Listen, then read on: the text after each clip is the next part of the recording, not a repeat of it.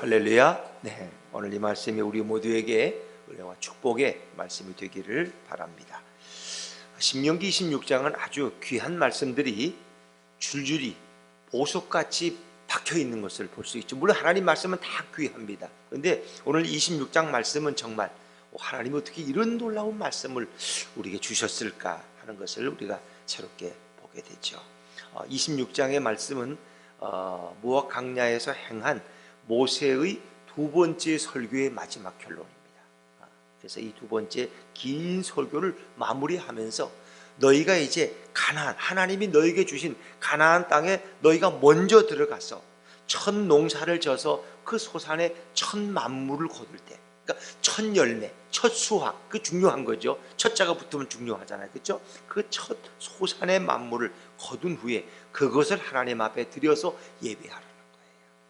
그러니까 인간이 역시 늘 하나님의 주신 은혜에 감사하는 것이 우선이라는 거예요. 너희 가나안 땅에 들어가서 처음으로 농사를 지어서 그 만물을 거둘 때 그것을 가지고 제사장에게 가지고 가서 하나님 앞에 예배하는 거죠. 우리 예배에는 예물이 필요한 거예요. 근데 우리 예배에 더 중요한 것은 하나님의 은혜에 대한 고백이 중요한 거예요. 그래서 이제 이스라엘 백성이 어떻게 이 가나안 땅까지 오게 되었는가를 쭉 설명하죠. 그렇죠? 그래서 애굽에서 하나님이 우리를 이끌어내시고 기사와 큰 이런 팔로 우리를 안아주시고 이렇게 해서 그 고통과 신고와 압제를 들으시고 우리를 애굽에서 인도해내셔서 이 적과 꿀이 흐르는 땅에 인도해내셨다. 그럴 때 우리가 토지 소산의 만물을 가져왔나이다 하고 하나님 앞에 경배하라. 자, 우리 몇 가지만 읽어보죠. 1절 말씀 먼저 읽어볼까요? 1절 2절입니다. 1절 2절 시작. 내 하나님 여호와께서 내게 기업으로 주어 차지하게 하실 땅에 내가 들어가서 거기에 거주할 때에 내 하나님 여호와께서 내게 주신 땅에서 그 토지의 모든 소산의 만물을 거둔 후에 그것을 가져다가 광주리에 담고 내 하나님 여호와께서 그의 이름을 두시려고 택하신 곳으로 그것을 가지고 갔어. 이 절에 보니까 그의 이름을 두시려고, 이게 성소예요. 성소.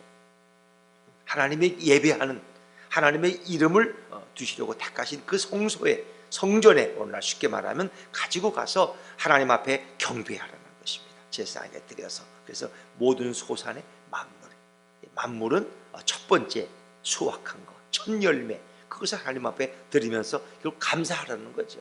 가나안 땅을 주신 하나님, 우리가 여기까지 오도록 인도해 주신 그 하나님 앞에 감사하라. 그래서 뭐 그 설명들은 중간에 다 빼겠습니다만은 이제 특별히 5절부터 이 9절에 이르기까지는 이스라엘 백성이 도대체 하나님의 은혜로 어떻게 여기까지 왔는가, 하나님이 우리를 어떻게 인도하셨는가, 이제 그걸 또 설명하는 거예요. 왜? 우리는 늘 하나님의 은혜를 잊어버리시면 안 돼요. 우리가 은혜를 잊어버릴 때 어떻게 마음이 들어요? 왜 내가 이것밖에 못 살아? 내가 이렇게밖에 안 됐나?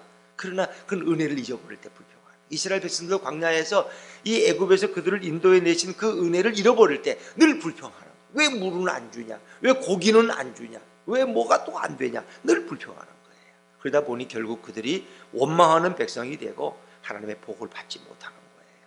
그래서 이스라엘 백성의 기본은 늘 우리를 애굽에서 인도하신 그 놀라운 주님에 대한 감사가 늘 선행돼야 돼요. 주님의 은혜.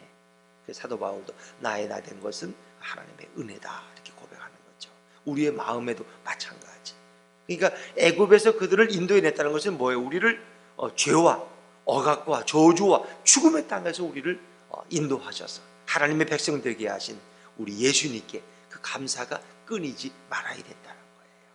그래서 그들이 살던 곳이 어떤 곳이냐? 6절 7절에 보니까 애굽 사람이 우리를 학대하며 우리를 괴롭히며 우리에게 중노동을 시킴으로 우리가 우리 조상의 하나님 여호와께 부르짖었더니 여호와께서 우리의 음성을 들으시고 우리의 고통과 신고와 압제를 보시고, 고통이라는 것은 정신적 고뇌, 신고라는 것은 육체적 노동, 육체를 당하는 이 아픔들, 육체적 고통을 말하는 거죠. 그 다음에 압제라는 것은 자유를 억누르는 그런 억압, 거기에서 하나님이 우리를 이끌어내신다. 그것도 어떻게? 8절에 보니까 여호와께서 강한 손과 편팔과 큰 위엄과 이적과 기사로 우리를 애굽에서 인도하여 내시고, 그리고 이 적과 꿀이 흐르는 땅을 우리로 인도하셨다. 그래서 이제 10절에 보니까 여호와여 이제 내가 주께서 내게 주신 토지 소산의 만물을 가져왔나이다. 그리고 뭐예요? 가져왔나이다 하고 너는 그것을 내 하나님 여호와 앞에 두고 내 하나님 여호와 앞에 뭐 할 것이며? 경배할 것이며. 이게 바로 예배하라는 거예요. 하나님 앞에 예물을 가지고 와서 첫 수확의 예물을 가지고 와서 하나님이 우리에게 베푸신 이 모든 은혜에 감사함으로 고백하면서 하나님 앞에 예배하라는 거예요. 참 놀라운 너무나 구체적인 말씀 아닙니까? 그렇죠? 그래서 예배 드린 후에 또 그 예배를 함께 드린 성도들과 어떻게 해요? 그 사랑의 즐거움을 나누라는 거예요. 예배의 마지막은 11절입니다. 11절. 여러분도 예배의 마지막은 이래야 돼요. 11절 한번 읽어보세요. 11절 시작. 내 하나님 여호와께서 너와 내 집에 주신 모든 복으로 말미암아 너는 레위인과 너희 가운데에 거류하는 객과 함께 즐거워할지니라. 내 하나님 여호와께서 너와 내 집에 주신 모든 복으로 말미암아 너는 레위인과 너희 가운데 거류하는 객과 함께 즐거워할지니라. 함께 예배드린 사람들, 그리고 그 예배 처소의 주변에 있는 레위인들과 어렵고 거류하는 객과 이런 나그네들과도 함께 즐거워할지니라. 예배드리고 나면은 우리가 모두와 즐거워해야 돼. 예배는 잘 드렸어. 오늘 목사님 말씀이 너무 은혜인데 꼭 내게 주시는 말씀이야. 할렐루야. 지금 죽어도 나는 여한이 없어. 그런데 저 집사람은 왜 회비를 안 내? 난 저것만 보면 시험이 들어 그냥 아주. 그리고 뭐 때문에? 여신도 회비 안 낸다고. 여선교 회비를 2달째 빼먹었어. 뺀딱스럽게 봉사할 때도 안 오고 화장실 청소할 때도 토요일마다 오지도 않고 회비도 안 내. 그리고 잘난 체는 혼자 다 해. 이거 어떻게 해요? 예배 드리고 나서 시험 들어. 그러니까 이 좋은 게 아닌 것 같아. 예배 잘 드리고 나서 그럼 회비 걷다가 그냥 시험에 들고 또 왜 원래 안 왔느냐고 또 왜 그거는 왜 안 왔느냐고 따지고 이러다가 결국 은혜 받은 걸 다 잃어버려. 그러니까 예배 마지막은 뭐예요? 이웃과 함께 즐거워하는 거예요. 꼭 점심 먹다가 싸워. 왜 저 구역은 왜 음식을 이거밖에 안 해왔느냐고. 우리는 소고기 해왔는데 저것들은 그냥 해가지고 오지도 않고 뭘 어떻게 먹냐고 이러면서 시험이 들어가죠. 그러니까 교회가 늘 예배는 좋은데 예배 드리고 나서가 문제야.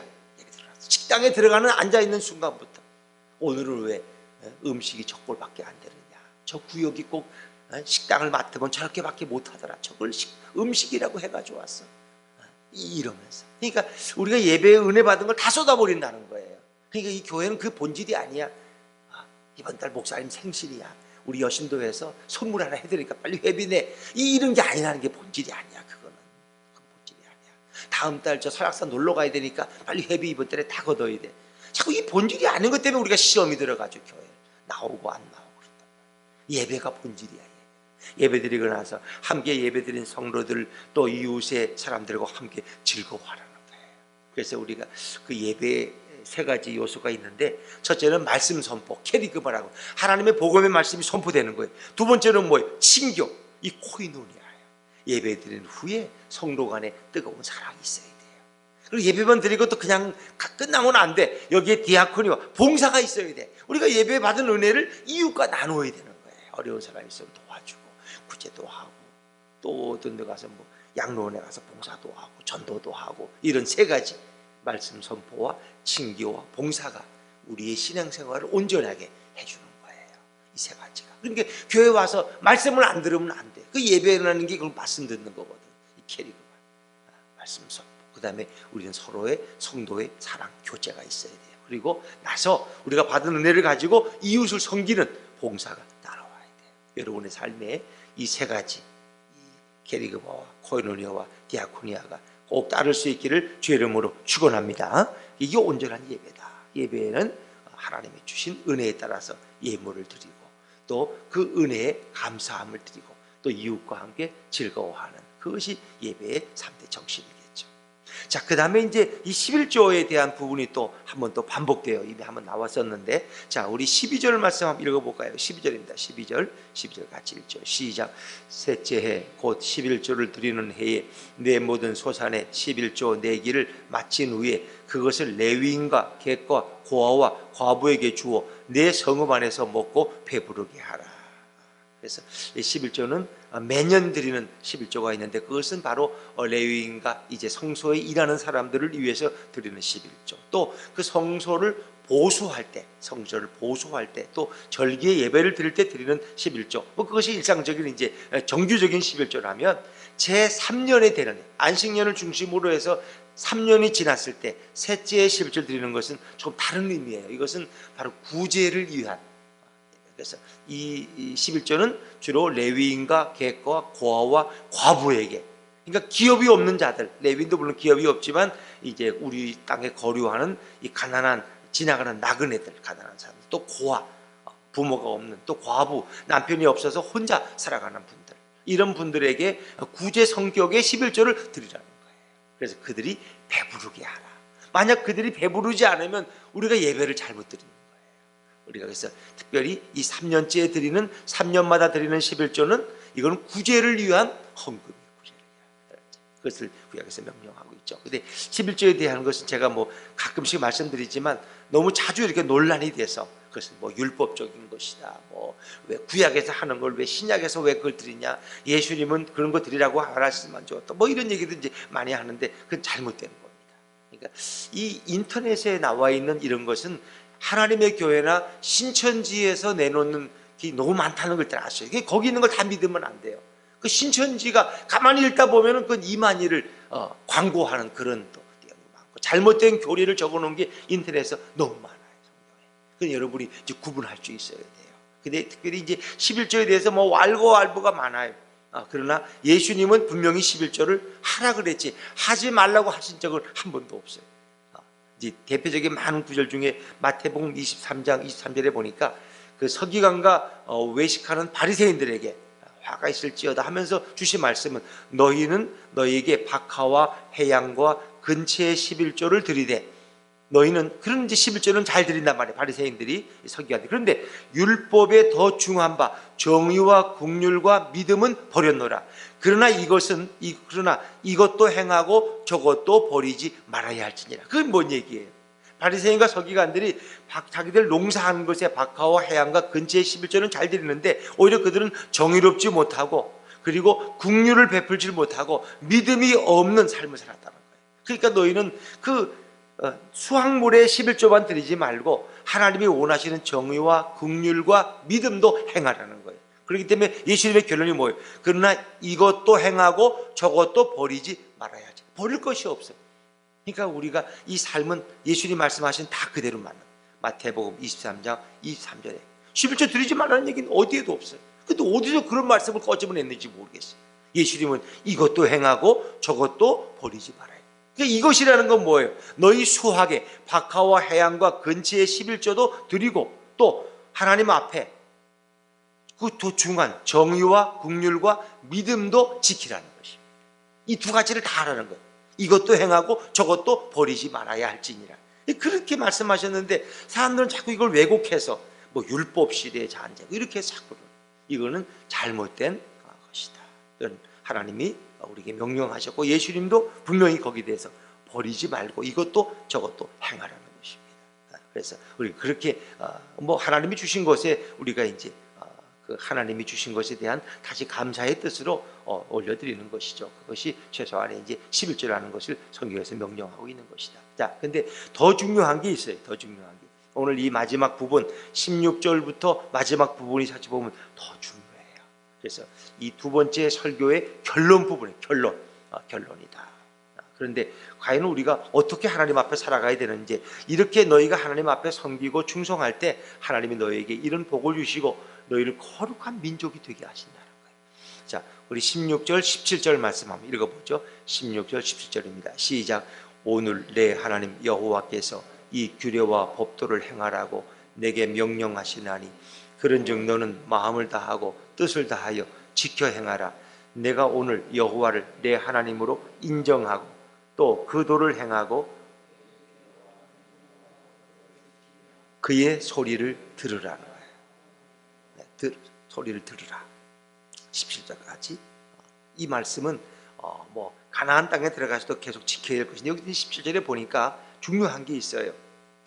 16절에도 내 마음을 다하고 뜻을 다하고, 이것은 뭐 예수님이 그대로 인정하고 있는 거죠. 너희는 마음을 다하고 목숨을 다하고 뜻을 다하여 주 너의 하나님을 사랑하고. 그러니까 최고의 율법이 뭐냐? 결국 그 계명이 뭐냐? 그 설명하 예수님. 그리고 내 이웃을 내 몸같이 사랑하라 하신 말씀을 주셨는데, 이제 그 마음과 뜻과 목숨과 예수님은 더 이제 강하게 말씀하시죠. 그리고 17절에 보니까, 자, 우리가 이제 하나님을 이렇게 인정하고 그 말씀을 지키고 그의 소리를 듣는 것은 오늘날로 이제 말씀하면, 오늘 우리가 누구를 인정해야 돼요? 우리의 구주이신 예수님을 인정하는 거예요. 내가 오늘 여호와를 내 하나님으로 인정하고, 그것은 뭐예요? 이 인정이라는 것은 이제 고백한다는 거예요. 그러니까 너희가 그 땅에 들어가서 하나님의 복을 받는 성민이 되려면 이렇게 하나님을 늘 인정하라는 거예요. 우상을 인정하는 게 아니라 너희를 구원하신 그 창조주 하나님을 인정하라는 건 그를 늘 고백하라는 거예요. 창조주 하나님. 그리고 그의 말씀과 법령과 계명을 지키고 그의 소리를 들으라. 하나님이 오늘 너에게 무슨 말씀을 할지 너희가 들으라는 거예요. 이걸 오늘날로 바꿔 말하면, 너희는 오늘날 하나님이 이 땅에 보내서 너희를 구원하신 그 예수 그리스도, 너희의 구주 되신 그분을 인정하는 거예요. 예수님이 바로 나의 구원자이시다. 그분이 나의 중보자이시고 나의 하나님이라는 것을 인정하는 거예요. 이 중요해요. 예수 그리스도를 나의 구주로 인정하는 거예요. 이 고백이에요. 우리 입술에 이런 게 중요한 거죠. 그리고 그 규례와 명령과 법도라는 것은 예수님의 말씀을 우리가 오늘 지키는 거죠. 그리고 그의 소리를 들으라. 누구의? 예수님의 음성에 귀를 기울이는 거예요. 귀를 기울이는. 그래서 하나님께서 예수님이 요단강에서 세례 받으실 때, 그리고 베드로, 야고보, 요한을 데리고 그 변화산에 올라가셨을 때 하나님의 음성이 뭐예요? 너희는 그의 말을 들으라는 것입니다. 그의 말을 들으라. 예수님 말씀을 들으라는 거예요. 오늘 그의 소리를 들으라. 하나님 말씀하시는 거죠. 그의 소리를 들으라. 그래서 오늘 이 땅에서 우리는, 이건 이제 구약의 백성들에게 주셨던 하나님의 말씀이지만, 오늘날 우리가 이제 신약 시대를 살아가는 우리로서는 이 말씀을 볼 때 우리가 예수 그리스도를 내 인생의 구원주로, 내 인생의 주인으로, 왕으로 그분을 인정하고 고백하는 거예요. 그리고 예수님 말씀을 온전히 지키라는 거예요. 그리고 오늘도 내게 주시는 예수님의 음성을 들으라는 거예요. 그 소리를 들으라는 거예요. 그러면 너에게 어떤 복을 주실까? 어떤 복? 18절 말씀, 18절입니다. 18절 같이 읽죠. 시작.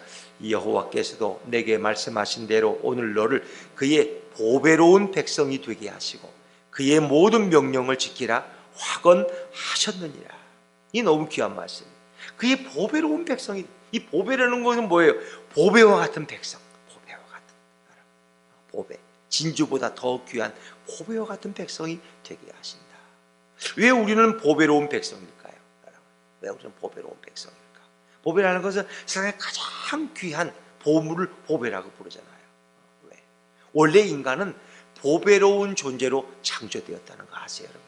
하나님이 우리를 지으실 때, 자, 흙을 빚어서 만드시고 그 코에 생기를 불어넣으셨는데, 우리를 누구의 형상대로 만드셨어요? 하나님의 형상대로. 그러니까 하나님의 모습대로, 하나님의 성품대로. 그거는 우리의 기원이 가장 귀한 기원을 가지고 있는 거예요. 우리의 출발은 어디로부터? 하나님으로부터 시작됐다는 거예요. 그래서 진화론이 잘못된 거예요. 진화론의 출발은 뭐예요? 원숭이로부터 시작되고 이런 미생물로부터 시작되는, 인간이 아무것도 아니에요. 인간 아무것도 아니에요. 출발 자체가 그런 거예요. 하잘 것 없는 거예요. 출발했어요. 그런데 우리는 하나님으로부터 우리의 생명이 출발돼요. 그리고 우리 하나님의 형상대로 지음받았기 때문에 우리는 보배로운 존재인 줄로 믿습니다. 개 새끼를 낳으면, 개 강아지를 낳으면 개를 닮아가지고 태어났으니까 뭐 개는 또 인간에 비해서 별게 아니잖아요. 왜? 그건 자기 어미 개를 닮은. 그러니까 우리는 우리의 창조주 하나님을 닮은 사람들이 바로 우리 인간들이에요. 그래서 우리는 보배로운 존재예요. 왜? 우리의 출발은 천지를 창조하신 유일하신 하나님이 우리의 생명의 근원이시고 우리는 하나님의 형상대로 지음받았기 때문에 우리는 보배로운 존재라는 거예요. 또 성도는 예수 그리스도께서 당신의 보배로운 피로 우리를 구원하시는 것을 믿으시기 바랍니다. 우리는 은과 금에 없어질 것이 아니라 예수 그리스도의 보배로운 피로 우리를 정결케 하신 거예요. 그러니까 우리는 너무나 가치 있는 보배로운 백성이 된 거예요. 이걸 생각하셔야 돼요. 그래서 우리의 가격은, 우리는 정말 귀한 존재다. 그래서 엄마가 시장 갔다 오면 아이들에게 엄마 이거 뭐야? 이거 컵이야. 이거 컵 이거 좋은 거네. 이거 비싼 거야? 야, 비싼 거야. 이거 5만 원짜리 건들면 안 돼, 너 그거. 지난번에도 컵 깨달았지. 그건 3천 원짜리니까 그래도 괜찮은데, 야, 이건 5만 원짜리야. 5만 원짜리. 그러니까 이 컵이 가치가 있다 가치가 없다는 걸 엄마는 뭐라고 얘기해요? 뭐뭐짜리라는 거예요. 이건 5만 원짜리야, 이건 10만 원짜리야, 이건 1,000원짜리야. 그 우리는 무슨 짜리예요? 예수짜리. 우리의 가격은 돈으로 계산할 수 없어. 그건 왜? 우리를 살리기 위해서 누구와의 생명과 맞바꾼 거예요? 예수님의 생명과 맞바꾼 거예요. 그러니까 우리는 10만 원짜리, 100만 원짜리, 1,000만 원짜리보다 더 귀한 예수님짜리야. 그러니까 그건 돈으로 계산할 수 없는 존재예요. 그래서 우리 성도가 얼마나 귀한 자인가. 왜? 우리는 보배로운 자이기 때문에. 이걸 여러분 생각하세요. 우리는 세상에 어떤 것 가도 바꿀 수 없는. 근데 이런 세상에 이 보배로운 성도가 말이에요, 이 작은 일 때문에 실망하고 이것 때문에 그냥 월급이 2만 원 줄었다고 기분이 나빠가지고 한 달 동안 씩씩거리고 다니고 이러면 안 된다. 우리는 그런 거하고 비교할 수 없어요. 하나님의 형상을 따라 태어난 예수님의 세상과도 비교할 수 없는 보배로운 그 피로 우리는 값주고 사신 이가 바로 우리들이라는 거예요. 우리는 보배로운 존재예요. 또 성도는 하나님의 보배로운 말씀으로 우리는 살아가는 자예요. 그 말씀은 시편에 보니까 정금보다 귀하고 진주보다 귀한 자예요. 우리는 보배로운 말씀으로 살아가는 자가 성도예요. 그렇기 때문에 우리는 보배로운 존재예요. 또 우리는 세상이 줄 수 없는 보배로운 믿음을 소유한 자들이에요. 그래서 우리는 보배로운 백성이 되게 하신다. 이것은 구약에도 해당되는 말씀이지만 오늘 이 신약 시대에도 예수님을 통해서 우리를 영원히 보배로운 백성이 되게 하셨다. 이 참 놀라운 말씀이죠. 그래서 하나님 우리를 어떻게 축복하시느냐. 자, 19절 말씀, 19절 말씀합니다. 19절입니다. 시작. 그런즉 여호와께서 너를 그 지으신 모든 민족 위에 뛰어나게 하사 찬송과 명예와 영광을 삼으시고 그가 말씀하신 대로 너를 내 하나님 여호와의 성민이 되게 하시리라. 이 성민이라는 것은 구별된 백성, 거룩한 백성, 보배로운 백성이 되게 하시고 성민이 되게 하시고. 그래서 성민교회라는 이름 맞잖아요. 성민, 거룩한 백성의 교회라는 거예요. 우리를 거룩한 백성이 되게 하시고. 여러분은 이 땅에 살지만 여러분이 직장에서 만나는 그 불신자들과는 근본적으로 다른 분들이에요. 여러분 회사의 사장이 아무리 돈이 많아도 그 사람이 예수 믿지 않으면 그 사람하고 여러분의 가치는 비교할 수 없어요. 왜? 여러분은 하나님이 택하신 성민이기 때문에. 보배로운 백성이에요. 우리는 그렇게 가치를 따져야지. 내가 저 사람보다 월급도 많이 못 받고 집도 작은 집에 살고 차도 나는 소형차 타고 난 별것도 아니네. 그걸로 판단하지 마시라는 거예요. 내 안에 예수의 생명이 있고 우리는 하나님의 형상대로 지음받은 존재이고 예수의 피값으로 구원받은 백성들이기 때문에 성도는 다 귀한 거예요. 성도는 다 보배로운 존재예요. 우리 세상 가치관 가지시면 안 돼요. 부영 아파트에 50평짜리가 있는지 모르지만 없겠지만 그런 거 10채를 가진 사람보다 우리는 훨씬 더 귀한 존재예요. 왜? 예수님이 우리 안에 계시기 때문에. 그래서 우리를 모든 민족 위에 결국 뛰어나게 하신다는 거예요. 이 땅에서도 하나님 축복하시지만 우리를 결국 구원하셨을 때 우리를 천국 백성에서 천국에 살게 하시는 그런 은혜를 주시는 거죠. 근데 우리를 향한 표현이 찬송과 명예와 영광을 삼으시고, 이 찬송, 명예, 영광은요 하나님께 대해만 쓰시는 말이에요. 언어예요. 이건. 하나님 우리의 영광이시고 하나님 우리의 명예이시고 하나님 우리의 찬송이시고. 그런데 이 놀라운 말씀을 오늘 우리들에게 사용하고 있어요. 너희는 나의 찬송이고 너희는 나의 명예다. 명예라는 것은 높은 지위, 높은 명성. 찬송이라는 것은 칭찬이라는 말로도 우리는 하나님의 칭찬받는 백성, 하나님이 우리를 아끼고 귀하게 여기시는 명예로운 백성, 그리고 하나님의 아름다움이 바로 오늘 성도들이라는 것이. 그래서 우리를 성민이 되게 하셨다. 참 놀라운 말씀이에요. 이것은 구약에 주신 말씀이지만 우리 신약에도 똑같이 적용되는 말씀입니다. 어떻게 해야 돼요? 우리는 예수님을 내 구주로 인정하고 그의 말씀대로 살아가며 그 예수님의 음성을 듣는 자는 오늘도 보배로운 백성으로 이 땅을 살아갈 수 있는 거예요. 그리고 우리를 정말 영원한 하늘로 인정하시죠. 그래서 여기 보니까 하나님께서 또 우리를 향한 이런 놀라운 축복의 말씀을 주시는데 15절에 보니까 원하건대 주의 거룩한 처소 하늘에서 보시고, 하나님은 오늘 우리를 내려보신다는 거예요. 주의 거룩한 처소 하늘에서. 그래서 사도 바울은 이 모든 하늘을 3층 천으로, 3층 천. 그가 말하는 1층 천은 새가 날아다니는 낮은 하늘, 두 번째는 해와 달과 별이 있는 두 번째 높은 하늘, 세 번째는 뭐예요? 세 번째 하나님과 천사들이 거하는 그 영적인 하늘을 가리켰어요. 근데 오늘 하나님은 그 높은 하늘에서 우리를 바라보고 계신다. 그래서 예수님께서 주기도문을 가르치면서 모르겠어요. 하늘에 계신 우리 아버지요. 부르신 거죠. 그 하늘은 바로 거룩한 영적인 그 세 번째 하늘을 가리키고 있는 거죠. 하나님은 우리를 지켜보고 계시고 오늘도 예수님께서 우리에게 성령으로 임재해 계신 그 축복 가운데 우리는 하루를 살아가는 거예요. 그래서 이렇게 그냥 살으라는, 기분 좋게 살으라는 말씀이 아니라 여러분이 이것을 진정으로 나의 말씀으로 고백하고 주님과 함께 동행하신다면 여러분 앞에 어떤 일도 열려지고 또 막힌 것은 뚫려지고 새로운 축복으로 펼쳐지는 새해가 될 줄로 믿습니다. 왜? 하나님은 살아계시니까. 예수님은 오늘도 일하고 계시니까. 단 그분을 나의 구주로, 나의 주인으로, 나의 왕으로 삼으세요. 너희가 무엇을 먹을까? 무엇을 마실까? 무엇을 뭐 할까? 염려하지 말아라. 그건 다 이방인들이 구하는 거야. 너희 아버지께서는 너희 필요를 다 하신다는 거예요. 오늘 하나님 우리를 먹이시고 입히시고 모든 의식주를 공급하십니다. 오늘도 그 주님을 찬양하면서 그 예수님과 동행하는 보배로운 백성의 삶을 살아가시기를 주의 이름으로 축원합니다. 기도하겠습니다.